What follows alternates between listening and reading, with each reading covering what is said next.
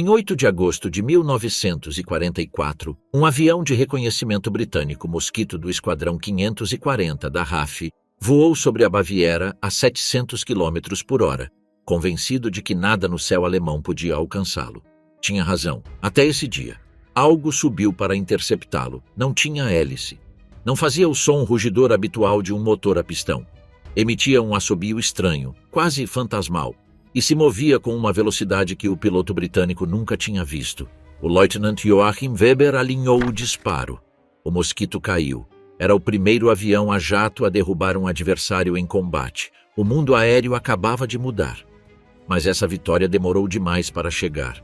Chegou quando a Alemanha já perdia, quando as fábricas ardiam sob os bombardeios aliados, quando os combustíveis escasseavam, quando os engenheiros mais brilhantes do Reich trabalhavam debaixo da terra em bunkers iluminados por refletores. O que verão neste roteiro são 20 armas que, se tivessem chegado 6 meses antes, um ano antes, talvez teriam reescrito o final da Segunda Guerra Mundial. Foguetes que podiam alcançar o espaço, submarinos que navegavam mais rápido submersos do que na superfície, bombas guiadas com precisão milimétrica, aviões sem hélice que viajavam a velocidades que tornavam risível qualquer caça aliado, torpedos que perseguiam os navios pelo ruído de suas hélices, mísseis antiaéreos capazes de chegar a 20 mil metros de altitude. Estavam aqui, funcionavam e chegaram demasiado tarde. Estas são as 20 armas secretas que quase salvaram a Alemanha nazi. Na primavera de 1943, o general Adolf Galland voou o protótipo do Mi-262 e voltou à Terra com uma frase que repetiria o resto de sua vida. Era como se um anjo me empurrasse. A 870 km por hora, com 2 turbinas Junkers Jumo 004B sob as asas, tinha experimentado algo que nenhum piloto aliado tinha nem teria até meses depois. O Mi-262 nasceu em 1938 como um projeto de design da RLM, a Reichsluftfahrtministerium, a aviação alemã. Hans Antz trabalhou na célula. Hans Mauch e Helmut Schlepp se ocuparam dos motores. O plano era elegante: alojar 2 turbinas em gôndolas sob as asas de um monoplano de asas ligeiramente em flecha. A designação do projeto era P-1065 no escritório de design de Messerschmitt em Augsburgo. Os planos detalhados existiam desde o dia 7 de junho de 1939. O problema foram os motores. BMW prometeu entregar seus P-3302 no final desse mesmo ano. Não chegaram. O protótipo do motor BMW 109003 não funcionou até agosto de 1940, e então produzia apenas 150 quilos de empuxo estático, frente aos 600 prometidos. Para meados de 1943, o 003 ainda não alcançava a potência necessária. A solução veio do motor rival, o Junkers Jumo 004, que primeiro voou pendurado sob um Messerschmitt B F-110 em 15 de março de 1942. O voo do primeiro Mi-262 completamente propulsado a jato ocorreu em 18 de julho de 1942, pilotado por Fritz Wendel. 4 meses depois, ordens de fabricação de 60 aparelhos. Em junho de 1943, ordem de produção geral. A maquinaria estava se pondo em marcha. Então interveio Hitler. O Führer decidiu que o Mi-262 seria um bombardeiro, não um caça, que levaria 500 quilos de bombas sobre a Inglaterra para continuar suas campanhas de fustigamento.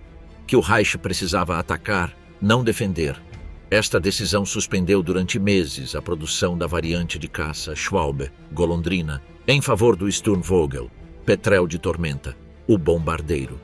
O Mi-262 não entrou em serviço até o dia 3 de outubro de 1944, mais de 2 anos depois de seu primeiro voo a jato completo. A fábrica de Messerschmitt, em Regensburg, foi bombardeada em 17 de agosto de 1943. Os programas de desenvolvimento se transferiram para Oberammergau, mais atrasos. Produziram-se cerca de 1.430 Mi-262 em 7 variantes principais. Provavelmente não mais de um terço viu combate. Nos 7 meses em que operaram ativamente, são-lhes creditadas mais de 735 vitórias. O piloto com maior pontuação foi o Oberleutnant Kurt Welter, com mais de 20 vitórias, principalmente mosquitos noturnos. 27 pilotos alemães se converteram em ases de jet. O próprio Galland formou a unidade Ad Hoc Jagdverband 44 com veteranos condecorados, que operou em condições cada vez mais caóticas durante a primavera de 1945. Mas a aritmética era brutal. Em 1944, os aliados produziam mais de 100 mil aviões por ano. A Alemanha, com suas fábricas sob os bombardeios, fabricava a duras penas os seus. O Mi-262 era dono do ar em cada encontro individual. Multiplicado por 100 esquadrões equipados e treinados desde 1943, teria convertido o espaço aéreo europeu em um território inacessível para os bombardeiros aliados. Não houve 100 esquadrões. Houve escassez de combustível J-2, de pilotos treinados na nova tecnologia, de pistas que aguentassem o peso das decolagens assistidas. Os aliados aprenderam rápido que os Mi-262 eram vulneráveis no momento da decolagem e do pouso, quando sua velocidade se reduzia. Apostavam caças sobre as pistas alemãs. O Lieutenant Alfred Schreiber, primeiro piloto a danificar um avião inimigo com um jet em 26 de julho de 1944, foi morto em 26 de novembro desse mesmo ano, quando suas rodas roçaram a borda de uma vala durante o pouso em Lechfeld. Tinha 21 anos. A pergunta que os historiadores não deixaram de se fazer desde então é quanto teria mudado a guerra se o Me-262 tivesse entrado em serviço massivo em meados de 1944. Antes do Mi-262, existia o Re-178. Era menor, mais frágil e mais antigo por 1 ano e meio. Em 27 de agosto de 1939, 4 dias antes de a Alemanha invadir a Polônia, o E-178 decolou em Rostock-Marienhehe e se tornou o primeiro avião de propulsão a jato que voava com sucesso na história da humanidade. Ernst Heinkel tinha conseguido algo extraordinário sem que quase ninguém notasse. Seu motor funcionava desde 1937, o HES-1, o primeiro protótipo. Funcionava com hidrogênio, porque era a única coisa que produzia uma reação suficientemente estável para não se destruir na bancada de testes. Dava cerca de 250 quilos de empuxo estático em setembro daquele ano. Pouco, mas real e funcional, 6 meses antes de Frank Whittle terminar de construir o seu na Inglaterra. Joachim Pabst von Ohain e seu assistente Max Hahn tinham sido recrutados diretamente da Universidade Göttingen, onde tinham feito o trabalho pioneiro, com fundos privados de Heinkel. Ninguém mais os financiava. Ninguém mais acreditava que aquilo tivesse futuro prático a curto prazo. Para março de 1938, tinham o AS-3, alimentado com querosene comum e com 500 quilos de empuxo. Heinkel instalou-o na fuselagem do Re-178, um monoplano de asa média com cabine bem avançada sobre a entrada de ar frontal, o motor e seu tubo de escape ocupando quase toda a fuselagem restante. O avião saltou pela pista 3 dias antes do voo oficial, em 24 de agosto. O voo completo foi no dia 27. Heinkel mandou avisar imediatamente o Ministério do Ar, a RLM. O interesse oficial foi praticamente nulo. O Re-178 foi demonstrado perante altos cargos da RLM em 1º de novembro de 1939. Ernst Udet e Erhard Milch compareceram. Milch retirou-se antes de terminar a demonstração, aparentemente porque tinha outros compromissos. Udet pelo menos ficou, mas o entusiasmo coletivo foi tão escasso que ninguém encomendou um contrato de desenvolvimento. O avião foi transferido para o Museu del Aire de Berlim, onde foi destruído em um bombardeio aliado em 1943. Heinkel não desistiu. Tinha aprendido algo com o Re-178. Montar o motor dentro da fuselagem criava problemas de entrada de ar difíceis de resolver. A solução era separá-lo. Desenhou um caça a jato bimotor, o Re-280, com 2 turbinas em nacelles sob as asas de instalação baixa. Enquanto von Ohain desenvolvia o HS-8 em Rostock-Marienhehe, com 500 quilos de empuxo cada motor, Max Müller tinha chegado da Junkers para trabalhar no HS-30, que se tornou o 109006. Duas equipes, mesma empresa, motores diferentes, concorrência interna. La RLM ordenou que ambos fossem testados no H280. Primeiro voo propulsado, 2 de abril de 1941. Demonstração perante a Luftwaffe e a RLM 3 dias depois. Desta vez a reação foi diferente. Desta vez criaram-se equipes de trabalho formais, ampliaram-se as instalações de motores e Heinkel fundiu sua divisão com a empresa Hirth de Helmut Hirth para acelerar o desenvolvimento. Müller e sua equipe mudaram-se para a fábrica Hirth em Stuttgart. Von Ohain permaneceu em Rostock-Marieney, trabalhando no modelo seguinte, o 109011, projetado para dar 1.300 kg de empuxo. A rivalidade entre as duas equipes era intensa e ambas progrediram consideravelmente. E então, a RLM ordenou, por razões nunca totalmente explicadas, interromper o trabalho no 109006, embora já produzisse 900 kg de empuxo. O 109011 continuou em Stuttgart, mas no final da guerra ainda não tinha funcionado mais do que em bancada de testes, com apenas 20 exemplares concluídos. 9 protótipos do RIC 280 foram construídos. Quando enfrentou diretamente o Mi-262, saiu perdendo.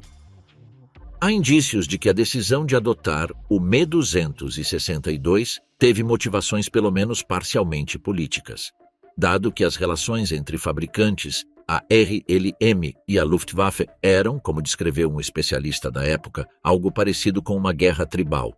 Os 9 protótipos do RE-280 foram reconvertidos para testes de novos designs de asas e cauda. Heinkel continuou trabalhando em outros projetos a jato, quase todos dependentes do estagnado motor 109011 até ser selecionado para o projeto Volksjäger, que produziu o RE-162. O que o E-280 representava, no entanto, era uma data concreta, 2 de abril de 1941. Um caça bimotor a jato com capacidade de combate voava 2 anos e 7 meses antes de o Mi-262 entrar em serviço operacional. Não faltava tecnologia. Faltava a vontade institucional de levá-la a sério. Em 8 de setembro de 1944, a RLM distribuiu uma especificação urgente a todos os grandes fabricantes alemães. O requisito: um caça leve, barato, de pilotagem simples, com menos de 2.000 kg de peso na decolagem, motor BMW 003, 30 minutos de autonomia e armamento de 2 canhões de 30 mm. Deveria ser pilotado por voluntários das Hitlerjugend. Deveria voar antes de terminar o ano. Messerschmitt rejeitou o convite. O design de Heinkel foi escolhido, colocando o motor em uma nacelle sobre a fuselagem com os gases de escape entre duas derivas gêmeas. Em 23 de setembro, havia uma maquete construída. Em 6 de dezembro de 1944, 3 semanas antes do prazo, o protótipo voou pela primeira vez. Em 10 de dezembro, travou-se um acidente durante uma passagem rasante a alta velocidade. O piloto de testes Flugkapitän Peters morreu quando a asa de estibordo se desintegrou. A investigação revelou que a falha estava na formulação da resina fenólica usada para unir a madeira compensada dos planos. As mãos eram desajeitadas, mas trabalhavam rápido. Para finais de janeiro de 1945, os problemas de estabilidade tinham sido resolvidos para um piloto experiente, embora continuasse sendo muito traiçoeiro para novatos. Substituíram o canhão MK-108 de 30 mm pelo MG-151 de 20. As asas eram fabricadas em oficinas de móveis. O fuselagem de dura-alumínio era produzida em fábricas Junkers e Heinkel.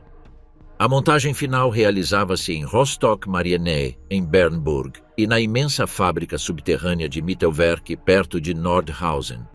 Completaram-se 275 e 162. Havia componentes para mais 800 ao terminar a guerra. Em 4 de maio de 1945, o Lieutenant Rudolf Schmidt da JG-1, com base em Lick, perto da fronteira dinamarquesa, derrubou um Typhoon da RAF com seu Re-162. O crédito foi outorgado a uma bateria de canhões antiaéreos próxima. Foi um dos últimos combates aéreos da Segunda Guerra Mundial. A avaliação aliada do pós-guerra foi inequívoca. Com um pouco mais de desenvolvimento, o RE-162 teria sido inteiramente viável e teria causado um impacto considerável se estivesse disponível 12 meses, ou 6 meses, antes. O Comet não era um avião normal. Tinha 5,69 metros de comprimento e 9,33 metros de envergadura. Carecia de trem de pouso convencional. Decolava de um carrinho que abandonava na pista e pousava sobre patins sob a fuselagem, o que converteu cada pouso em uma aposta. Alexander Lippisch era um aerodinamicista autodidata que tinha trabalhado na Zeppelin e Dornier após a Primeira Guerra Mundial, depois na RRG, a Rhön-Rossitten-Gesellschaft, que desenvolvia planadores para pesquisa meteorológica, e finalmente no DFS, o Instituto Alemão de Pesquisa de Voo em Planador. Lippisch tinha sido o primeiro a voar um projeto de asa em delta sem cauda em 1931. 3 anos antes, tinha construído para o fabricante de automóveis Fritz von Opel o Ente, Pato, o primeiro avião de propulsão a foguete que voou, pilotado por Fritz Stammer em 11 de junho de 1928. Opel perdeu o interesse no início dos anos 30, depois que vários pilotos morreram nos planadores a jato. A RLM proibiu temporariamente os aviões sem cauda após 2 acidentes fatais no prazo de 2 semanas, com os designs Delta 3 e Delta 4, construídos em colaboração com Gerhard Fieseler. Apenas a pressão do professor Walter Georgi, diretor do DFS, levantou a proibição. Em 1939, Lippisch foi transferido com toda a sua equipe para o centro de pesquisa da Messerschmitt em Augsburgo. O DFS 194, seu projeto de asa em delta com um pequeno motor Walter RKB 203, se converteu no M163 Comet. O motor usava T-Stoff, solução aquosa de peróxido de hidrogênio a 80% com oxiquinolina como estabilizador, e Z-Stoff, solução aquosa de permanganato de sódio e potássio como catalisador. Os 2 propelentes eram tão voláteis que durante o programa de testes em Peenemünde Oeste, no verão de 1941, os acidentes demoliram literalmente edifícios inteiros. Não foi uma metáfora. Explosões espontâneas no manuseio do combustível destruíram instalações com certa regularidade. Os testes de planeio na primavera de 1941 mostravam que o aparelho, rebocado até 8.000 metros, alcançava 850 km por hora em mergulho, mantendo um alto grau de controlabilidade. No verão foi enviado a Peenemünde Oeste para receber seu motor, uma versão melhorada do Walter R1 com certo grau de controle de empuxo, mas ainda usando T-Stoff e Z-Stoff. O piloto Heini Dittmar bateu o recorde mundial de velocidade várias vezes seguidas. Finalmente superou os 1.000 km por hora, quase se matando no processo. A essa velocidade, o fluxo de ar sobre a superfície alar superou localmente a velocidade do som, produzindo compressão, sustentação negativa e vibrações massivas que tornaram o aparelho incontrolável durante vários segundos aterradores. Dittmar sobreviveu e pousou. A RLM, impressionada, encomendou protótipos operacionais. O M163B1 levava inicialmente um par de canhões MG-151 de 20 mm, depois substituídos pelo MK-108 de 30 mm nas raízes das asas, e certo grau de proteção de blindagem para o piloto.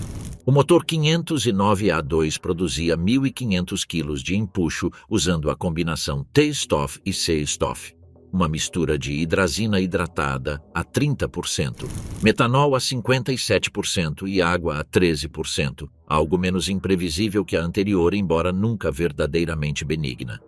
Um descuido ao manipular o C-Stoff durante o reabastecimento podia dissolver os tecidos orgânicos. Os acidentes em terra mataram tanto os homens quanto os acidentes em voo. Pouco mais de 2 toneladas de propelente, quase a metade do peso total do aparelho na decolagem de 4.110 quilos, bastavam para levá-lo até seu teto operacional de 12.100 metros em 3 minutos e 35 segundos.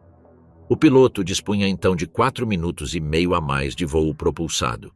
O resto do tempo planava.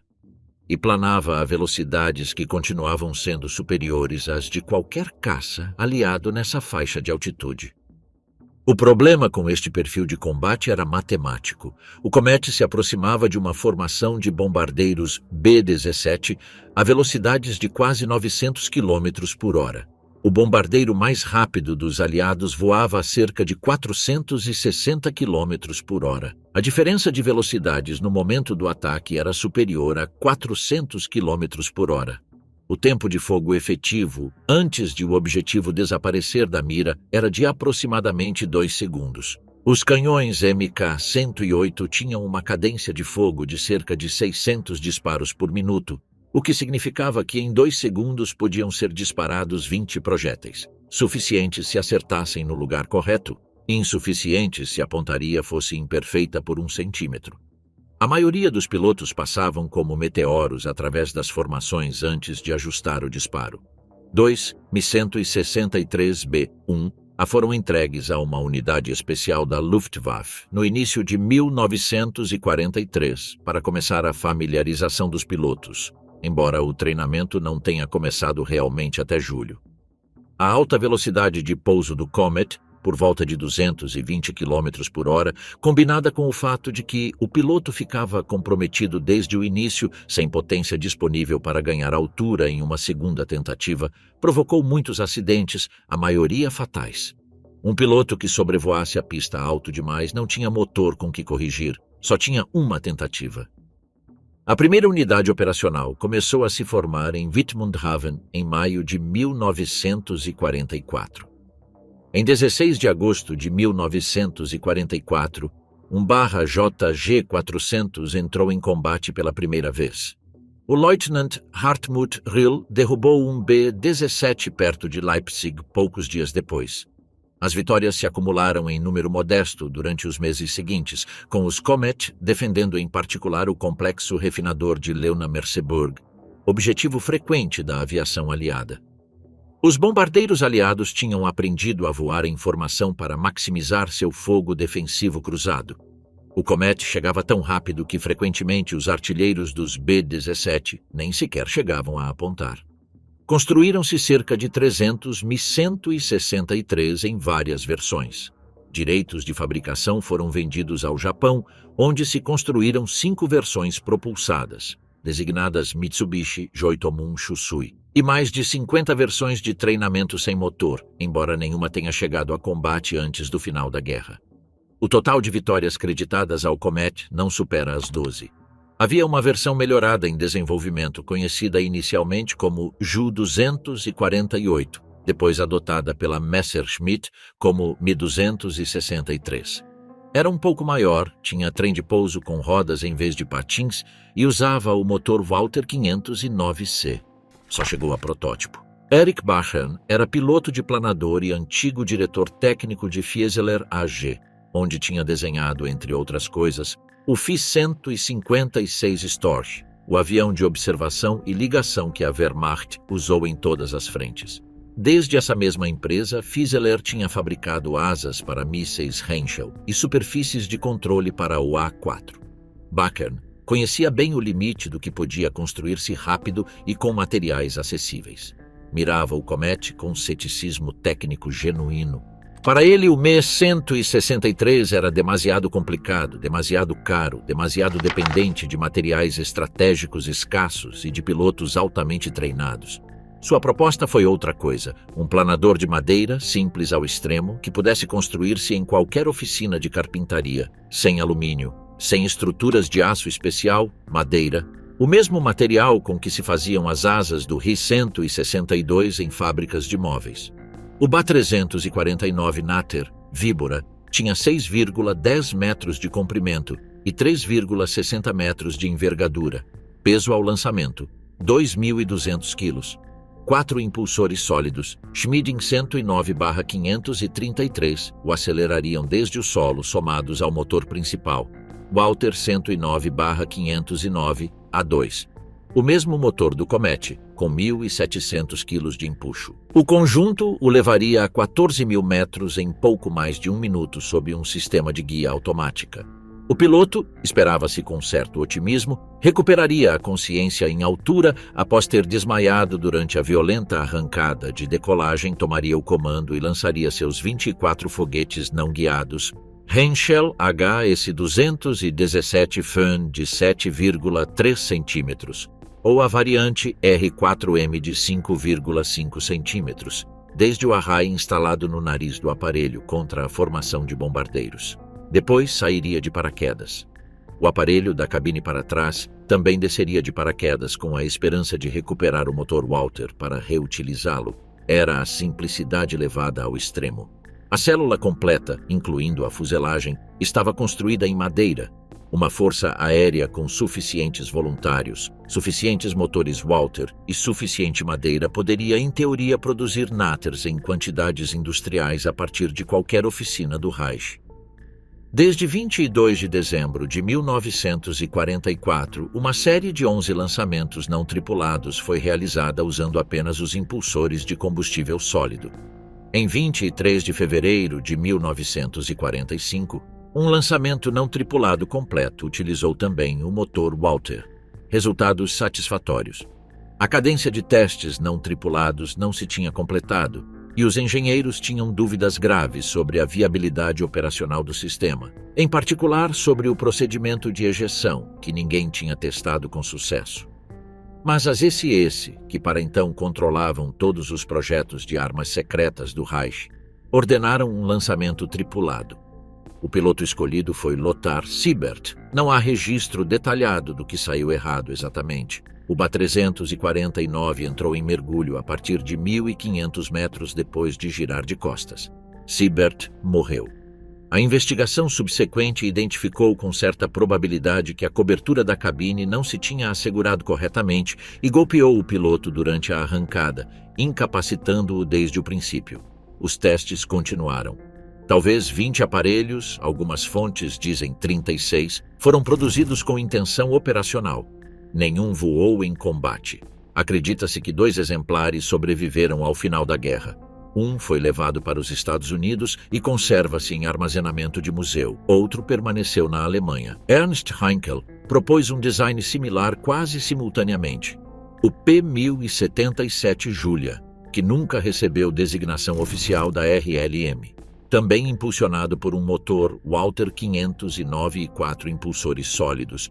Schmidt 533, o Julia decolaria de uma rampa inclinada em vez de verticalmente. Subiria a 15.000 metros em 72 segundos e estaria armado com 2 canhões Mk-108.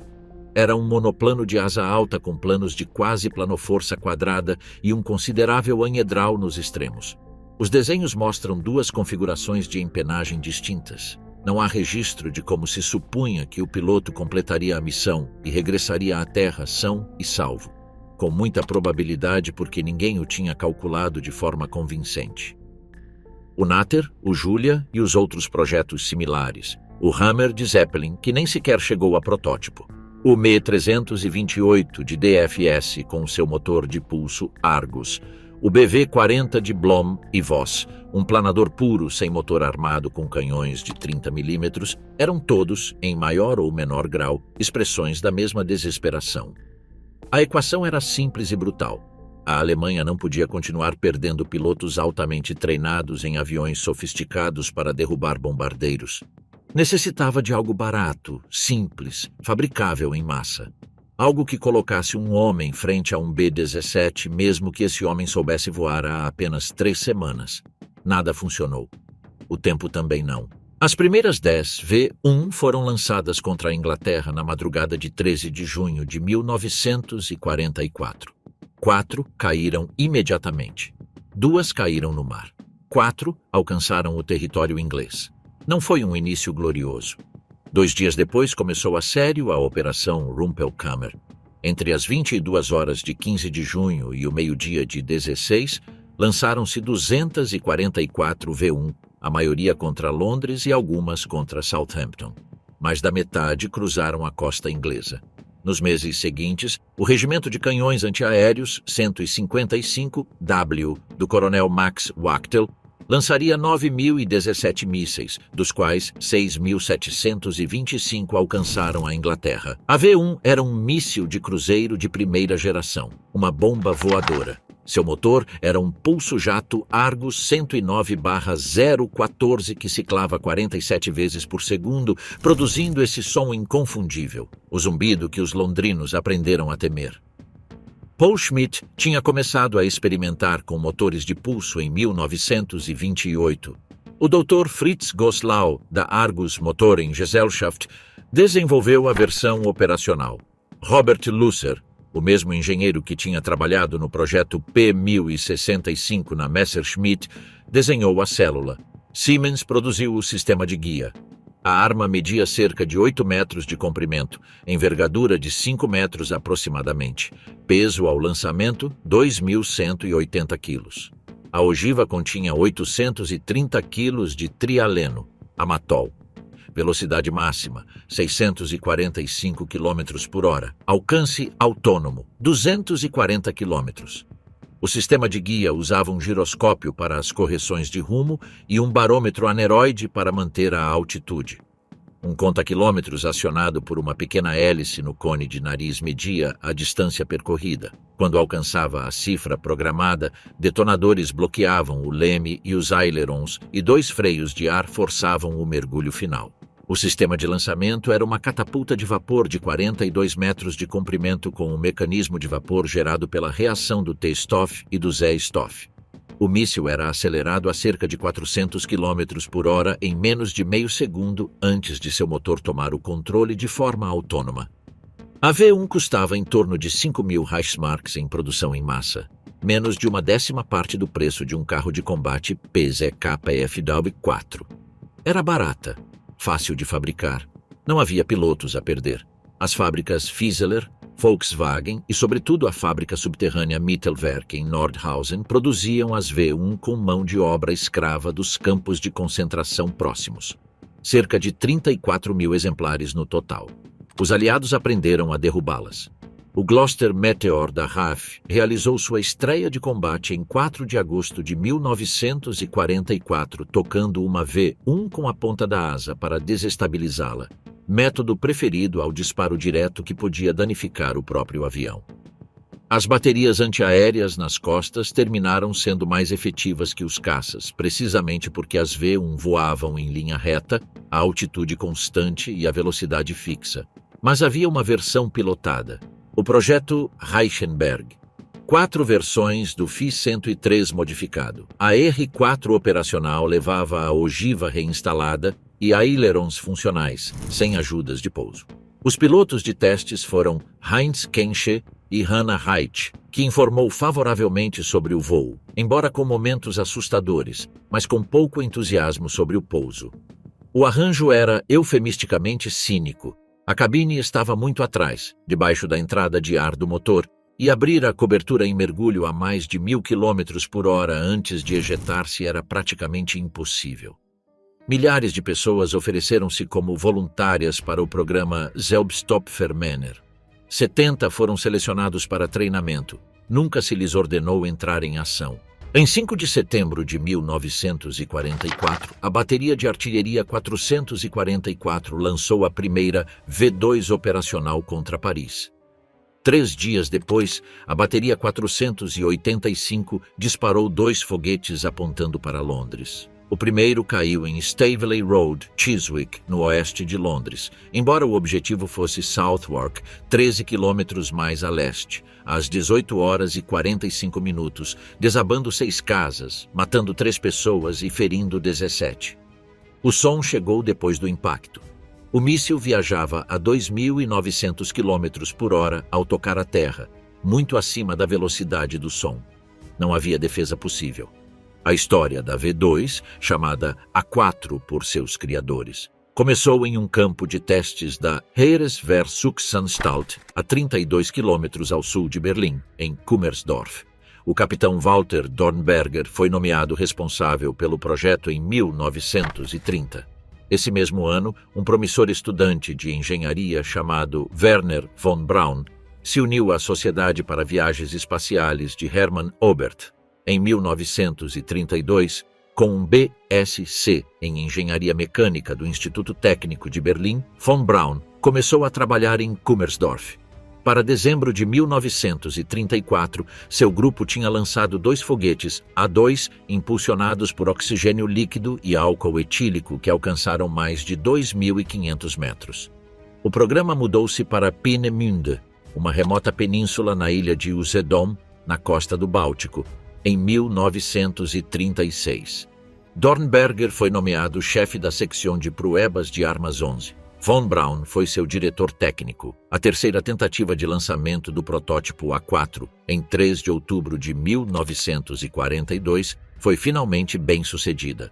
O míssil voou mais de 200 quilômetros, alcançou uma altitude de 85 quilômetros, a ionosfera, a margem do espaço, e caiu dentro de 4 quilômetros de seu objetivo. Dornberger convocou sua equipe e pronunciou umas palavras que soavam estranhas em tempo de guerra. Hoje inventamos o foguete espacial. Hitler aprovou o programa em 22 de dezembro de 1942. Em 17 de agosto de 1943, a RAF enviou 596 aviões mistos sobre Peenemünde. Caíram 1.828 toneladas de bombas. Morreram ao redor de 800 pessoas, incluindo o Dr. Walter Thiel, o responsável pelo motor. O programa sofreu um atraso de talvez 2 meses. As primeiras entregas chegaram em julho de 1944. Desde setembro, manteve-se uma produção estável de mais de 600 mísseis por mês, montados na fábrica subterrânea Mittelwerk, com componentes fabricados em toda a Europa ocupada. O A4, em sua forma final, media algo mais de 14 metros. Diâmetro, 1,68 metro. Peso à decolagem, 12.870 quilos. A ogiva, 975 quilos de mistura de amatol. O propelente, 4.900 quilos de oxigênio líquido e 3.770 quilos de metanol, compreendia a maior parte do volume interior. A turbina de vapor que bombeava os propelentes para a câmara de combustão produzia cerca de 675 cavalos a 5.000 rotações por minuto. O motor gerava 25.000 quilos de empuxo durante 70 segundos de voo propulsado. Velocidade máxima, 5.580 km por hora. Alcance máximo, 330 km. Tempo de voo total, 3 minutos e 40 segundos. 5 baterias baseadas perto de La Haye dispararam contra Paris, Londres, Bruxelas, Amberes, Lieja, Luxemburgo e o cruzamento do Rin em remagem. O Grupo Norte disparou 1.120 mísseis contra a Inglaterra. 1.054 impactaram em solo inglês, 517 na Grande Londres. As cifras oficiais: 2.754 mortos e 6.532 feridos. Nos 200 dias de campanha contra Londres, desde 8 de setembro de 1944 até 27 de março de 1945, o último míssil caiu em um bloco de apartamentos em Whitechapel, matando 134 pessoas. Havia um projeto para lançar V-2 de submarinos, um container desenhado para flutuar verticalmente, rebocado por um U-boot. Os testes chegaram a etapas avançadas no estaleiro Vulcan de Stettin. O objetivo era Nova York. Determinou-se que um míssil completamente carregado não sobreviveria à viagem transatlântica mesmo que fosse submerso. O projeto ficou arquivado. As estimativas de produção total oscilam entre 6.000 e 10.000 unidades. A cifra mais citada é próxima a 6.000. O tipo 21 não era o submarino mais perigoso da Segunda Guerra Mundial pelo que fez. Era o mais perigoso pelo que representava. O primeiro navio de imersão na história que era mais rápido submerso do que na superfície. Media 76,7 metros de comprimento e 6,6 metros de boca. Deslocava 1.620 toneladas na superfície. Tinha 2 motores MAN diesel de 1.000 cavalos cada um, conduzidos a 2 eixos mediante 2 motores elétricos de 1.250 cavalos, ou mediante 2 motores de marcha lenta de 57 cavalos. Na superfície, 15,5 nós. Submerso, com motores principais, mais de 17 nós. Com motores auxiliares, 5 nós em silêncio quase absoluto. Um submarino alemão convencional da época alcançava em imersão a bateria não mais de 7 ou 8 nós em curtas rajadas e depois ficava exausto. O tipo 21 podia manter 19 nós durante horas. Os contratorpedeiros aliados desenhados para caçar submarinos lançando cargas de profundidade a partir de sua popa tinham uma velocidade de perseguição equivalente. Um tipo 21, em plena velocidade submersa, simplesmente se afastava. A história de como chegou a existir é quase anedótica. Em uma reunião onde o professor Helmut Walter apresentava seu design de submarino de 2 conveses, com o espaço inferior dedicado a combustível de peróxido de hidrogênio para seu revolucionário motor, alguém assinalou que seria igual de fácil encher esse espaço inferior com baterias. A observação foi de passagem. Mudou o design de todos os submarinos do mundo durante décadas. Os tipo 21 levavam 6 tubos de torpedo na proa com um total de 23 torpedos, não os 4 de recarga que originalmente se planejaram. Estavam construídos com técnica modular e pré-fabricada. Módulos de casco produzidos em várias plantas e montados nos estaleiros de Blohm e Voss em Hamburgo, Deschimag em Bremen e Chichau em Danzig.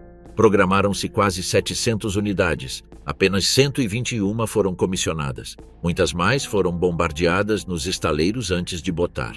Um número substancial ficou incompleto ao terminar a guerra. Alguns foram trasladados para a União Soviética.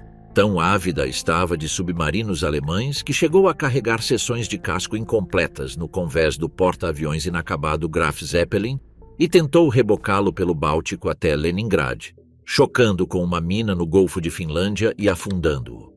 Apenas 2 tipo 21 realizaram patrulhas operacionais. Nenhum disparou um só torpedo em combate. O impacto do que representavam não pode subestimar-se. Mudaram a percepção mundial do que um submarino podia fazer. Todos os designs de pós-guerra, até as formas de lágrima modernas, os refletem.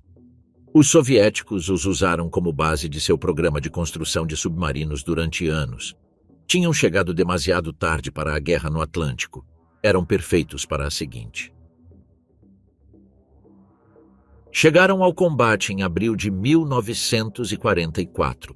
O primeiro deles foi encontrado por um navio britânico boiando no mar Mediterrâneo. Uma figura curvada visível através do pequeno domo de plexiglas embaçado, imóvel. Ao abordar o estranho artefato, os marinheiros separaram a cúpula do casco torpediforme e extraíram o corpo sem vida do piloto, morto em seu pequeno caixão frio.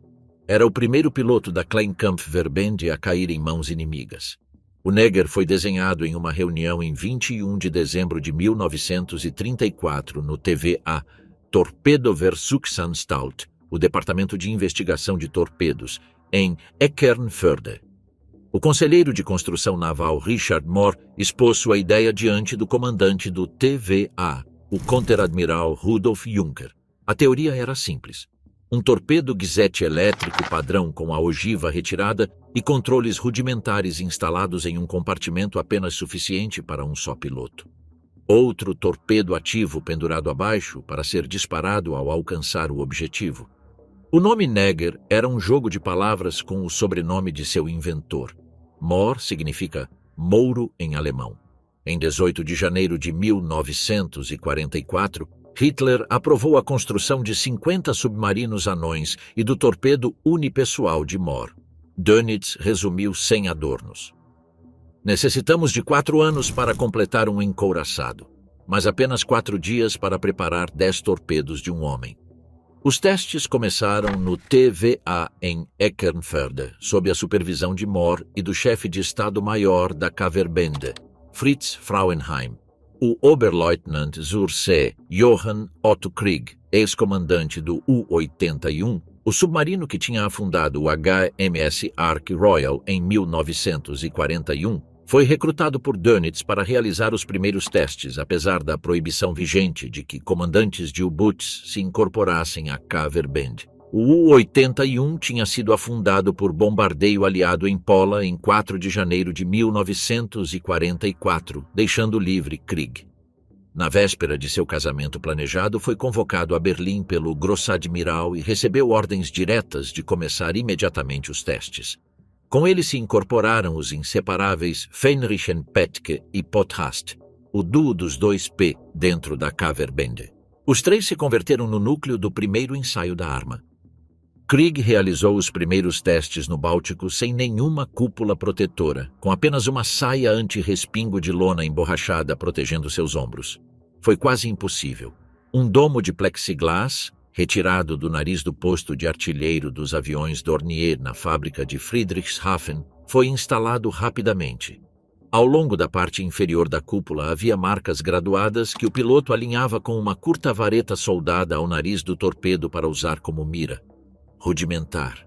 Suficiente para um alvo estático em condições tranquilas. A um alvo em manobra evasiva era outra história.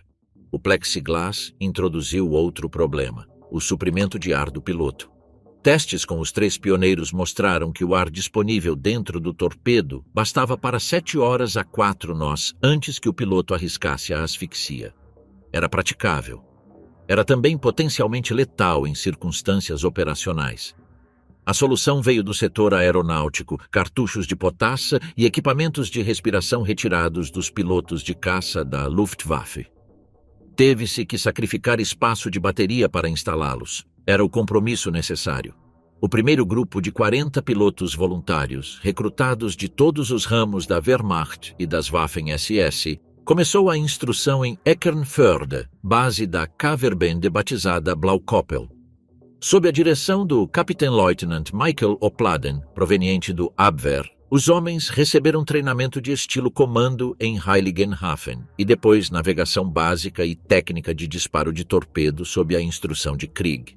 O treinamento não foi sem custo. Pelo menos um homem morreu quando o torpedo ativo não se desprendeu do carrier durante um exercício prático contra um navio ancorado. Sem poder abrir a cúpula por dentro, o piloto ficou preso enquanto sua nave se chocava contra o casco do navio. Em 20/21 de abril de 1944, Krieg lançou a primeira operação de combate da Caverbende. 37 Neggers contra a frota de apoio aliada em frente a Anzio Netuno. O lançamento a partir da praia de Torvaianica foi um caos operacional. 14 Neggers ficaram encalhados na areia antes de alcançar o mar, suas rodas afundadas no terreno glutinoso e foram destruídos ao amanhecer. Os 500 Fallschirmjäger emprestados de uma divisão paraquedista próxima para carregar os torpedos desde a terra até a água mal puderam mover os aparelhos de 5 toneladas. 23 Neggers alcançaram o mar. Os aliados já sabiam que algo se preparava. Deciframentos do enigma naval, o código Dolphin, desde dezembro de 1943, tinham revelado que os alemães tinham recuperado os X-Craft perdidos no ataque ao Tirpitz e desenvolvido unidades de combate reduzidas próprias. Um alerta especial, batizado Wide Awake, foi ordenado no mesmo dia do ataque. No entanto, 10 Neggers alcançaram suas áreas objetivo. Os resultados foram modestos. Os aliados não confirmaram nenhum impacto definitivo atribuível ao Negger. Um foi encontrado circundando lentamente com o piloto morto de asfixia, o motor ainda ativo. Capturado intacto, revelou o desenho completo da arma à inteligência aliada. O Marder foi a seguinte evolução: podia submergir completamente para atacar.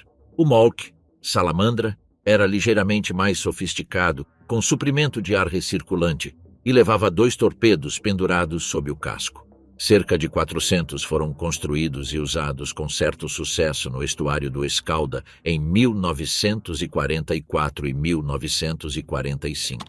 O Biber surgiu de uma captura, na Operação Bárbara, de 21 de novembro de 1933, o submarino anão norueguês W-46, um Wellman britânico da 30ª Flotila MTB da Marinha Real Noruega, foi pego em uma rede em frente a Bergen e forçado à superfície, onde uma patrulha alemã o capturou. O piloto foi encarcerado, o Wellman foi estudado. O Biber, Castor, foi o resultado. Primeiro mini-submarino autêntico alemão, com motor diesel para a superfície e bateria para a imersão. Deslocava 3,04 toneladas. Levava 2 torpedos pendurados sob o casco. O protótipo, batizado Adam por seus criadores, foi lançado no estaleiro Flender de Lübeck, onde imediatamente afundou junto ao cais. Os engenheiros o recuperaram e continuaram. Hans Bartels, ao comando do Lehrkommando 250, supervisionou o treinamento dos pilotos na base batizada Blaukoppel, em Lübeck. Construíram-se mais de 300 Bibers. Podiam ser transportados por rodovia, por ar ou por submarinos convencionais especialmente modificados. Operaram no estuário da Escalda e em frente a Murmansk, na zona de concentração de comboios. O melhor de todos foi o Seehund, Foca, 2 tripulantes, 15,2 toneladas de deslocamento. O comandante da unidade Seehund, no Lehrkommando 300, foi inicialmente o veterano Hermann Rasch, ex-comandante do bem-sucedido U-106, substituído em fevereiro de 1945 pelo Fregattenkapitän Albrecht Brandi, um dos 2 membros mais condecorados de toda a Kriegsmarine. Tanques de combustível auxiliares descartáveis davam ao Seehund um raio de ação de cerca de 800 quilômetros. Velocidade: 8 nós em superfície, 6 nós submerso. Os Seehunds operaram com sucesso relativo na boca do Escalda. Fontes alemãs, não todas confirmadas, afirmam que também atacaram navios mercantes no estuário do Tâmesis e em frente a Margat. A Kaverband, em seu conjunto, produziu uma coleção única de homens jovens que operavam em condições que poriam à prova qualquer veterano. O próprio Lawrence Patterson, em sua investigação da organização, recordou que em uma reunião da Associação de Pilotos de Seehund, em München, em dezembro de 2004, um dos antigos pilotos, já ancião, falou com visível emoção diante de seus camaradas sobre a luta de décadas para que a associação fosse reconhecida oficialmente dentro da Organização de Veteranos de U-Boots. Os homens da Kaverband mereciam, segundo Patterson, o maior reconhecimento por seu serviço. O valor não se mede necessariamente pelo sucesso. Em 9 de setembro de 1943, 12 Dornier do 217K2 do 3º Grupo do Kampfgeschwader 100, ao comando do Major Bernhard Jopp, decolaram de Istres, perto de Marsella, e rumaram para o sul. A frota italiana acabava de sair do porto rumo a Malta. Roma ainda não tinha decidido formalmente de que lado estava a marina italiana. Os do 217 subiram e avistaram 3 encouraçados. Jopp ordenou o ataque. As bombas X-1 não eram bombas normais. Eram a arma guiada mais precisa que o mundo já tinha visto. Partiam da bomba padrão alemã PC-1400, uma bomba perfurante de 1.400 quilos, modificada com 4 grandes aletas assimétricas à frente do ponto médio e uma estrutura de 12 faces na cauda. Dentro, spoilers, pequenas linguetas, acionados por eletroímãs e controlados por rádio a partir do avião que as lançava. Um observador no avião acompanhava os sinalizadores ou lâmpadas instalados na cauda da bomba e corrigia a sua trajetória com uma alavanca. Não era exatamente um planador. A sua velocidade de avanço era aquela que o avião lançador lhe tinha dado. O controle só podia modificar a sua trajetória em pequena escala. Mas essa pequena escala era a diferença entre acertar e errar. Em 9 de setembro, a X-1 atingiu o encouraçado italiano Roma. 2 impactos. O Roma partiu-se em 2 e afundou. O almirante Carlo Bergamini morreu com quase toda a sua tripulação. Um segundo encouraçado, o Itália, foi danificado. O USS Savannah foi atingido em 11 de setembro. O HMS Warspite foi danificado em 16 de setembro. O HMS Spartan foi afundado em janeiro de 1944. Produziram-se 1.386 X-1 entre abril de 1943 e dezembro de 1944, cifra muito inferior à prevista de 750 por mês. Apenas 602 foram usadas em operações, treinamento e testes. A razão da produção limitada era complexa. A RLM demorou a priorizar a arma. As tripulações que a operariam precisavam de treinamento especializado. E os aliados aprenderam rápido. Forçar os aviões portadores a descer abaixo dos 4.000 metros para garantir o controle visual colocava-os ao alcance da defesa. O rendimento máximo da X-1 ocorria em altitudes de mais de 6.000 metros. A X-1 era uma arma de primeira ordem em mãos experientes. Chegou ao campo de batalha demasiado tarde e em números demasiado pequenos para mudar o equilíbrio no Mediterrâneo. O HS-293 era diferente da Fritz X em um aspecto fundamental. Tinha o seu próprio motor de foguete, um Schmieding de combustível líquido que produzia 610 kg de empuxo durante 11 segundos. O míssil acelerava. O observador do avião lançador controlava-o por rádio, o sistema Kehl/Strasbourg, e dirigia-o contra o objetivo vendo os sinalizadores na sua cauda. Era um míssil de alto explosivo, pensado para navios de escolta e transporte, não para encouraçados blindados. A arma foi desenvolvida pelo engenheiro Herbert Wagner, da Henschel, que chegou à equipe em janeiro de 1940 com instruções da RLM de concentrar-se em mísseis ar-superfície. As primeiras ações do HS-293 ocorreram em agosto de 1943, quando o segundo grupo do KG-100, equipado com Heinkel He-177, o usou contra navios aliados no Golfo de Viscaia.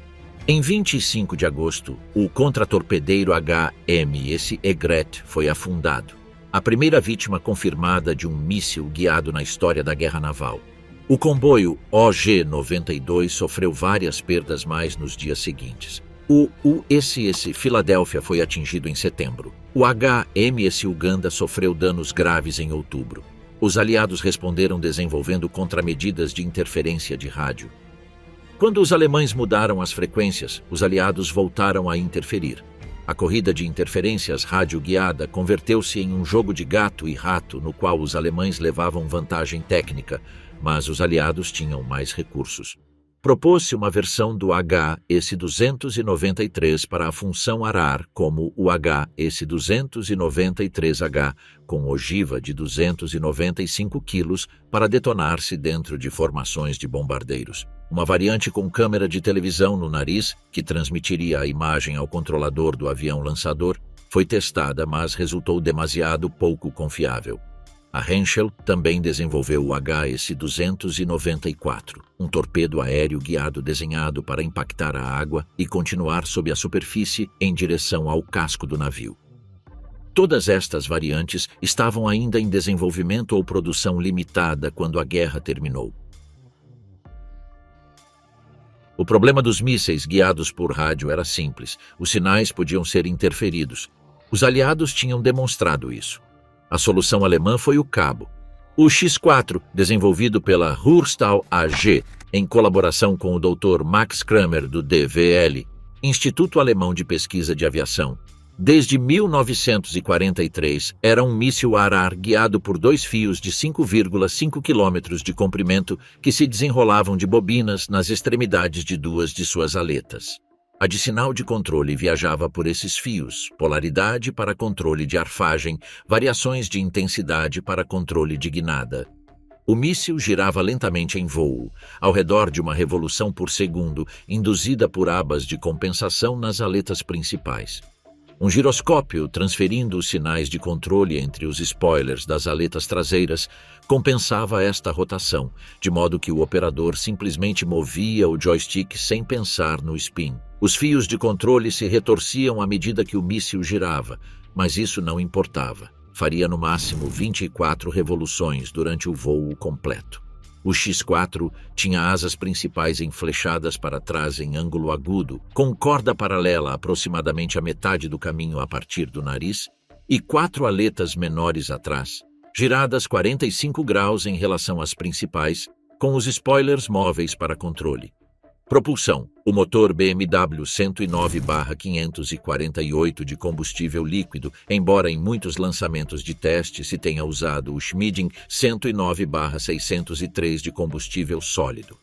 Ogiva: 20 kg de explosivo com espoleta de proximidade ou de comando.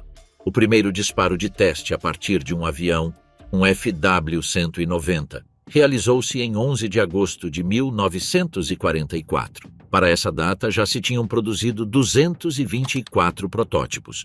No total, cerca de 1.000 estruturas foram produzidas entre agosto e dezembro de 1944 para uso operacional. Mas a produção do motor BMW 109/548 foi destruída em um bombardeio à fábrica. Os motores que já se tinham fabricado pereceram também. O X-4 nunca entrou em serviço operacional. Era o míssil Arar mais sofisticado produzido durante a Segunda Guerra Mundial. Teria sido devastador contra as formações compactas de bombardeiros aliados. Não chegou a ser disparado em combate. A EMW, Elektromechanische Werke, nome código da instalação militar em Peenemünde, recebeu a incumbência de criar um míssil antiaéreo. Fazia sentido encomendá-lo a eles. Já tinham resolvido todos os problemas básicos com a V2. O Wasserfall, cascata, era essencialmente uma V2 reduzida em escala, média 7,84 metros. Pesava 3.500 quilos na decolagem, frente aos 12.900 da V2. Mas a diferença crítica de design não era o tamanho, era o propelente. Um míssil antiaéreo devia estar em alerta constante, talvez durante meses, pronto para lançar-se em segundos. A V2 usava oxigênio líquido a menos 183 graus centígrados. Manter isso em uma rampa de lançamento durante horas era impraticável. O Wasserfall usava em seu lugar Salbei, ácido nítrico a 90%, ácido sulfúrico a 10% para inibir a corrosão, e um tipo de Visol que se inflamava espontaneamente ao misturar os dois componentes. O sistema era armazenável à temperatura ambiente. O motor produzia 8.000 kg de empuxo durante 40 segundos. Isso dava ao Wasserfall um alcance de até 50 km e uma altitude operacional de 20.000 metros, muito acima do teto de qualquer bombardeiro da época. O sistema de guia era manual e baseado em terra, com correções de rumo transmitidas por rádio a partir do solo. O primeiro lançamento bem-sucedido ocorreu em 29 de fevereiro de 1944 em Peenemünde. Realizaram-se ao redor de 35 lançamentos de teste no total. A produção em série ia realizar-se em Bleichrode, a maior fábrica subterrânea de todas, mas nem sequer essa fábrica tinha sido construída quando terminou a guerra. A razão do fracasso foi familiar. A mesma equipe que trabalhava na V2 tinha que trabalhar no Wasserfall e Hitler dava prioridade absoluta ao programa ofensivo. O Wasserfall chegou ao limiar de produção e ficou ali. Os engenheiros da BMW chegaram a propor diretamente cancelá-lo e concentrar-se em um foguete antiaéreo mais simples sem guia. O projetista da proposta foi o oficial de patente em Peenemünde, um engenheiro de sobrenome Schöffein, cujo Tufão, foi ordenado para desenvolvimento em setembro de 1944. O Taifun tinha 1,93 metro de comprimento e 100 milímetros de diâmetro. Pesava 21 quilos ao lançamento. Alcançava 15.000 metros a uma velocidade máxima de 3.600 km por hora. Custava 25 Reichsmarks, menos de um terço do preço de um rifle. Estima-se que 600 foram produzidos no início de 1945, junto com um pequeno número de lançadores. Não há evidência de que tenha derrubado algum avião, embora pudesse tê-lo feito sem que ninguém soubesse. A Schmetterling, borboleta, era o míssil antiaéreo mais elegante e melhor desenhado do arsenal alemão. Desenvolvida pela Henschel, seguindo o trabalho de Herbert Wagner, usava o mesmo sistema de guia Kehl/Strasbourg, rádio, que o HS-293, mas aplicado a uma trajetória ascendente contra bombardeiros a alta altitude. O míssil pesava 1.800 quilos, dos quais 300 eram ogiva. Alcançava 24,5 quilômetros de distância e vários milhares de metros de altitude. 2 foguetes aceleradores sólidos o levavam até a velocidade operacional. Depois tomava o controle o seu próprio motor. O observador no posto de lançamento acompanhava o sinalizador na cauda do míssil e o guiava em direção à formação de bombardeiros. Uma versão, a HS-117H, foi proposta para a função Arar, lançada a partir de um avião, sem os foguetes aceleradores, com uma ogiva maior de 100 kg de explosivo. O alcance projetado era de 6 a 10 quilômetros, até 5.000 metros acima do avião lançador. O problema do programa Schmetterling foi o mesmo que afligiu todos os projetos alemães tardios. Em janeiro de 1945, Albert Speer ordenou o cancelamento de todos os projetos de desenvolvimento que não pudessem entrar em produção em curtíssimo prazo. A Schmetterling foi cancelada.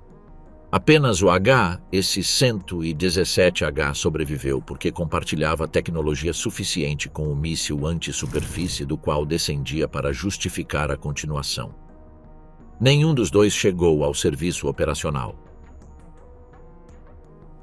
Hurstall não se conformou com bombas guiadas e mísseis aéreos. O X-7 Hot Caption, Chapeuzinho Vermelho, trasladou a mesma tecnologia de guia por cabo para a batalha anti-tanque. O X-7 era um míssil anti-blindagem de 300 quilos ao lançamento, com uma ogiva de carga moldada de 2,5 quilos de material explosivo, desenhada para penetrar a blindagem mediante o efeito Monroe, um jato de metal fundido a alta velocidade. Era guiado por cabo, como o X-4 aéreo, desde o posto de lançamento até o objetivo, com um sistema de uma única aleta, uma espécie de esporão curvado suspenso, que, ao girar o míssil, permitia controlar tanto a arfagem quanto a guinada com o mesmo atuador. 2 motores de combustível sólido WASAG. O primeiro produzia 68 kg de empuxo durante 2,5 segundos para lançar o míssil e levá-lo à sua velocidade operacional de 360 km por hora. O segundo dava 5,5 kg de empuxo durante 8 segundos para mantê-lo. Alcance máximo: cerca de 1.200 metros. Estima-se que se fabricaram várias centenas, a maioria consumida em testes. Há alguma evidência de que alguns chegaram à frente do leste em 1945 e foram usados em combate. Fontes não confirmadas afirmam que o X-7 resultou efetivo inclusive contra o JS-1 Stalin, praticamente invulnerável a qualquer outra arma a mais de curta distância. Era, em essência, o antepassado direto do míssil antitanque guiado moderno. A tecnologia de guia por cabo que o tornava possível teria sido implantada a tempo, uma ameaça séria para os blindados aliados. O Schnorkel não foi uma invenção alemã. Os Países Baixos tinham-no aperfeiçoado por volta de 1936 e tinham submarinos operacionais com ele quando os alemães invadiram em maio de 1940. Os ocupantes examinaram os aparelhos capturados e ignoraram-nos. A política da Kriegsmarine era manter-se na superfície tanto quanto fosse possível, submergir apenas para escapar ou para um ataque especialmente arriscado. Até 1943, isso funcionou, mal ou bem. A partir daquele ano, as patrulhas anti-submarino aéreas aliadas forçavam-nos a submergir constantemente, e um submarino submerso funcionando a bateria só podia avançar lentamente e por tempo limitado antes de ter de subir para recarregar. O primeiro submarino alemão equipado com Schnorkel parece ter sido o U-264. Foi afundado em fevereiro de 1944 durante a sua primeira tentativa de usar o tubo. Os Schnorkels de primeira geração criavam os seus próprios problemas. Se a válvula de cabeça ficasse sob a água, os diesel começavam a aspirar o ar do interior do submarino, criando uma sobrepressão negativa severa antes de parar. Mas funcionavam. Permitiam ao submarino navegar submerso com os motores diesel ativos. A tripulação já não podia sair ao convés em turnos breves. Era impopular. Era também a chave da sobrevivência tática. O tipo 23 combinou o Schnorkel com baterias massivas para criar o eletrosubmarino costeiro. 34,7 metros de comprimento, 233 toneladas na superfície. Apenas 14 tripulantes, 2 tubos de torpedo na proa, sem recargas. Velocidade submersa, 22 nós no motor principal, 5 nós com motor de marcha lenta, em quase completo silêncio. Com o motor auxiliar, podia permanecer submerso, fazendo 4 nós durante 40 horas. O U-2321 foi lançado em Hamburgo em 17 de abril de 1944. Completaram-se 63 unidades antes do final da guerra. Apenas se realizaram 10 patrulhas operacionais entre março e maio de 1945. 6 navios mercantes foram afundados, 2 deles pelo U-2336 em frente às costas de Escócia em 7 de maio de 1945, entre os últimos afundamentos da guerra. Os aliados tinham neutralizado o homem acústico de primeira geração dos torpedos alemães com uma medida simples, o Foxer, um dispositivo rebocado à popa que fazia barulho para distrair os torpedos de guia acústica. Originalmente não mais que 2 tubos de ferro encadeados que se chocavam continuamente entre si. Era rudimentar. Funcionava. Os engenheiros alemães aperfeiçoaram a sua resposta em setembro de 1943. O T5 Zaunkönig Shoshin usava um seeker acústico passivo que, ao detectar uma fonte de som em um pequeno arco diante de si, ativava um solenoide que girava bruscamente o torpedo a este bordo. O torpedo descrevia então um semicírculo no tempo necessário, depois girava bruscamente a este bordo outra vez e retomava a sua trajetória original. Este movimento circular levava-o ao redor do Foxer, rebocado até o barulho das próprias hélices do navio, que estava mais adiante na direção do torpedo. Ao detectar esse barulho à sua frente, o torpedo voltava a descrever o arco circular. A geometria do sistema garantia o impacto pela lateral. Estima-se que 700 T-5 foram disparados em combate. 77 alcançaram o seu objetivo, uma taxa de impacto de 11%. A Armada estadunidense introduziu o seu análogo, o Mark 27, em 1944. Com 106 lançamentos em combate, o Mark 27 conseguiu 33 impactos, 31%. A diferença em efetividade refletia o nível de refinamento técnico de cada sistema. Em 1942, Hitler visitou as instalações de Krupp em Essen. Gustav Krupp falou-lhe do projeto do canhão de 80 centímetros.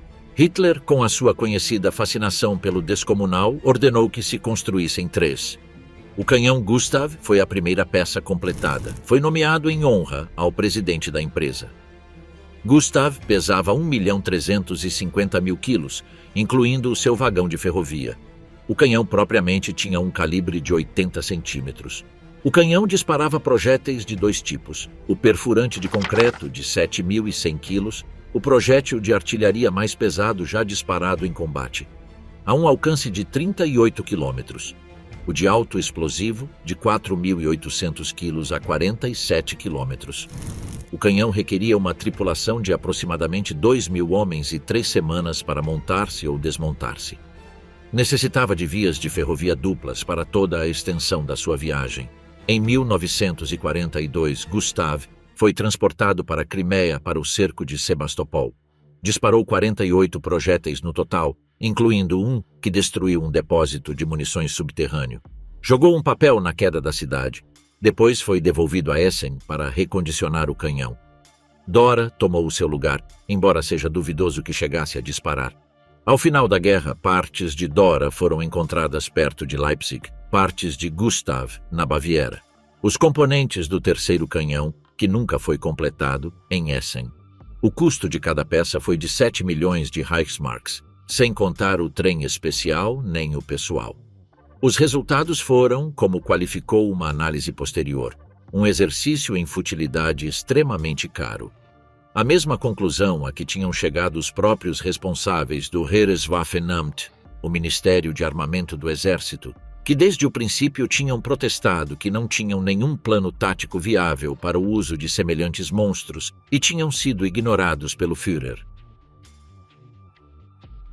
Os irmãos Walter e Reimar Horten levavam construindo planadores de asa em Delta desde o início dos anos 30. A relação entre Walter e Ernst Udet, o chefe de aquisições da Luftwaffe, tinha-lhes dado acesso a avaliações oficiais quase desde o princípio. Hannah Reitsch, a mais destacada piloto de testes da Alemanha nazista, tinha avaliado os seus designs e reportado favoravelmente sobre as suas características de voo. Em 1940, os Horten operavam um estúdio de design da Luftwaffe conhecido como Sonderkommando 9 em Göttingen. Nele produziram os planos do Ho 9, um caça de reação de asa voadora com 2 turbinas Jumo 004B. O primeiro protótipo foi completado como planador. O segundo, propulsado, foi destruído em uma aterrissagem forçada com um único motor, mas não antes de alcançar velocidades superiores a 800 km por hora. Para entrar em produção, o design foi transferido para as oficinas Gotha Air Wagon Fabrik como Gol 229. Os engenheiros de Gotha tinham reservas graves sobre a estabilidade em linha reta do aparelho, tendência ao Dutch Roll. guinada ao redor do eixo vertical enquanto oscilava lateralmente. Planejavam deter a construção depois do sexto protótipo. Os Horten estavam de acordo e desenvolveram uma variante com uma pronunciada quilha em V. Apenas um protótipo, com o motor Jumo 004C mais potente, foi completado antes do final da guerra. 4 mais estavam em construção. Os cálculos projetados davam ao Gol 229 uma velocidade máxima em voo horizontal superior a 1.000 km por hora, o mais rápido avião de produção da sua época por uma ampla margem. Mas o assunto não terminou ali. Em fevereiro de 1945, quando a RLM ressuscitou o programa America Bomber, bombardeiro capaz de alcançar objetivos nos Estados Unidos e regressar, os Horten apresentaram uma versão ampliada do HO-9, que chamaram P-18. Foi selecionada para produção. Heimar Horten foi diretamente a Hermann Göring com uma versão modificada, o P-18B, com 4 motores HE-S011. Com essa configuração, previu com confiança que o avião teria um raio de ação de 11.000 km a 850 km por hora, voaria a 16.000 metros de altitude e carregaria 4.000 kg de bombas. Göring ordenou-lhe construí-lo. A guerra tinha 10 semanas de vida. As especificações detalhadas talvez chegaram a ser desenhadas. Em 1936, o químico alemão Gerhard Schrader sintetizou um novo composto organofosfato trabalhando em investigação de inseticidas. Chamou-o Tabum, étil de metilamido fosforcianidato. Era o primeiro agente nervoso na história. Em 1938, foi sintetizado o sarin, isopropil metil fosforofluoridato, mais potente ainda. Em 1944, apareceu o Soman, ainda mais letal. Para 1942, uma fábrica em Die-Herrenfurt, na Silésia, atualmente Brzeg-Dolny, na Polônia, produzia Tabum à razão de 1.016 toneladas métricas ao mês. Ao final da guerra, havia armazenado cerca de 500.000 projéteis e 100.000 bombas carregadas com agentes nervosos em depósitos de munição alemães, que os aliados encontraram e examinaram com crescente horror. Não havia antídoto conhecido. Não havia cura. Os médicos militares aliados que examinaram os agentes nos dias posteriores à capitulação alemã estavam aterrados. Os aliados não sabiam nada da existência destes agentes até que o Exército Vermelho tomou Die-Herrenfurt no início de 1945. Para os investigadores ocidentais, o descobrimento chegou dos depósitos de munição capturados. A primeira notícia completa chegou a Washington e Londres quando já não havia guerra.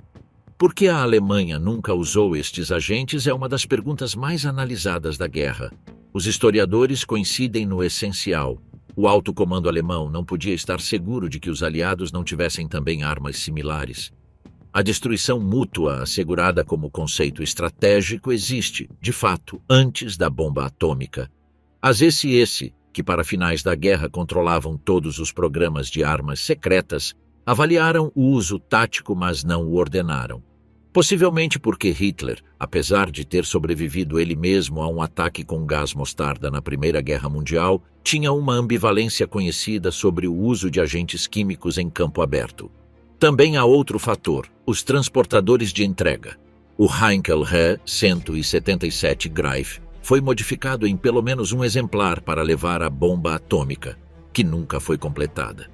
Mas os sistemas de entrega de agentes químicos em quantidades taticamente relevantes teriam requerido uma concentração de aviação que a Alemanha já não tinha em 1944 a 1945. O Tabum e o sarin foram o segredo mais bem guardado do Terceiro Reich, mais secreto que o Mi-262, mais secreto que a V-2. E por razões que os historiadores ainda debatem, o único segredo que os seus criadores decidiram guardar até o final. Estas 20 armas representam algo mais que um catálogo de engenharia bélica. São o mapa de um colapso. Cada arma nesta lista chegou demasiado tarde, foi produzida em números insuficientes, ou foi sabotada por decisões da própria liderança que devia implantá-la. O Mi-262 tardou 2 anos para entrar em serviço depois de seu primeiro voo a jato completo, em parte pela insistência de Hitler em usá-lo como bombardeiro. O Wasserfall, que teria podido defender o espaço aéreo alemão com uma eficácia sem precedentes, cedeu recursos à quinta ofensiva porque Hitler preferia os ataques sobre Londres à defesa de Berlim. O tipo 21 submarino chegou ao mar quando o Atlântico já não importava. Os agentes nervosos, que teriam podido mudar instantaneamente a equação tática em qualquer frente, permaneceram em seus armazéns. Werner von Braun desenhou o primeiro míssil balístico intercontinental da história. Os irmãos Horten desenharam o precursor da asa voadora furtiva.